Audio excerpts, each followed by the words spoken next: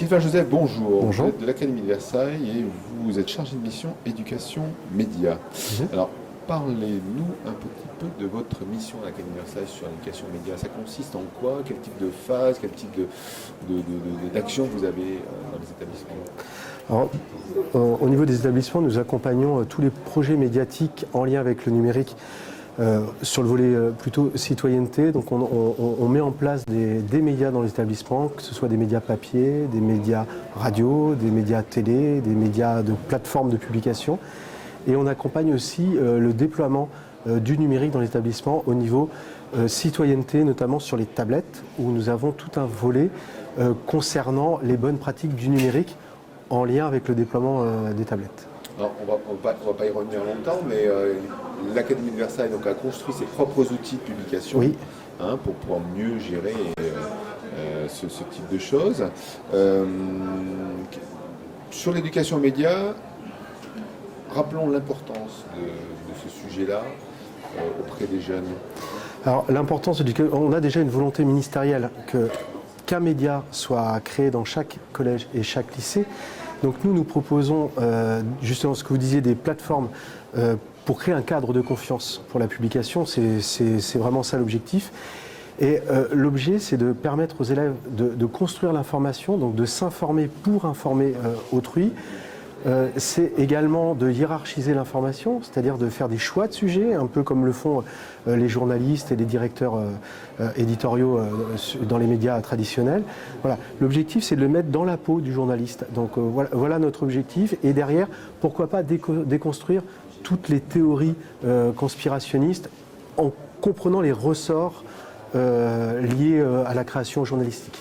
Donc vous les mettez dans le bain avec des blogs d'établissement, oui, avec des web radios? Oui, on a un projet web radio où on permet en fait aux établissements scolaires soit de créer des podcasts hébergés sur une plateforme académique ou alors faire de la diffusion en direct de la radio sur des temps donnés, auquel cas il faut travailler là aussi sur tout le côté communication pour avoir des auditeurs à l'heure dite. D'accord. On sait aussi que les jeunes sont beaucoup sur les réseaux sociaux aujourd'hui. Oui. Parfois, c'est des réseaux sociaux très furtifs. Mmh. On a du mal effectivement, à appréhender ce genre de choses, type Snapchat. Vous faites aussi des séances de sensibilisation à l'usage des réseaux sociaux type Facebook et autres, sur ce qu'on peut en faire, parce que bon, la théorie du complot, souvent, elle est là-dedans. Oui. Elle n'est plus trop sur Internet, elle est sur les réseaux sociaux. Oui. Alors, lorsqu'on fait des séances de sensibilisation, comme vous dites, on parle évidemment de s'informer sur les réseaux sociaux, mais le concept de s'informer via les médias traditionnels ou les réseaux sociaux, c'est le même, le cadre de confiance. Est-ce que la personne qui m'envoie le message est crédible? Est-ce que je peux croire ce qu'elle me raconte? Est-ce que je ne dois pas comparer l'info reçue à une autre source d'information? C'est plutôt ces schémas-là qu'on essaye d'apporter aux élèves, de l'esprit critique, voilà, tout simplement, de les faire réfléchir à ce niveau-là, en sachant que les journalistes s'informent aussi par les réseaux sociaux. Voilà, c'est aussi une source d'information qui peut être crédible, mais il faut créer ce cadre de confiance, croire la personne qu'on a en face. C'est toujours l'objectif, c'est que les enfants comprennent un peu comment ça fonctionne. C'est ça. D'accord. Donc quand on les met dans le bain, est-ce que c'est fait? Alors déjà, est-ce que c'est fait à tout niveau? Est-ce que vous pensez que c'est suffisant ce qui est fait aujourd'hui sur l'éducation média, ou est-ce qu'on devrait quand même, parce que je pense que tous les élèves ne s'intéressent pas à la web radio du lycée. Oui, nous, on essaye de tendre à mettre un média par établissement, peu importe le média, mais il est vrai qu'il faudrait que le média aille plus loin qu'un club, que ça implique vraiment l'ensemble de la communauté éducative, puisque un média sert aussi d'élément fédérateur dans un établissement. Ça joue sur le climat de l'établissement. Donc ça c'est un axe de travail à ce niveau-là. Et pour moi, l'intérêt de mettre en place un média aussi, c'est le fait de construire ensemble des choses, parce que les élèves doivent s'organiser, chacun avec des rôles différents, qui est journaliste, qui est technicien, qui est directeur de publication, dans le cadre des médias lycéens.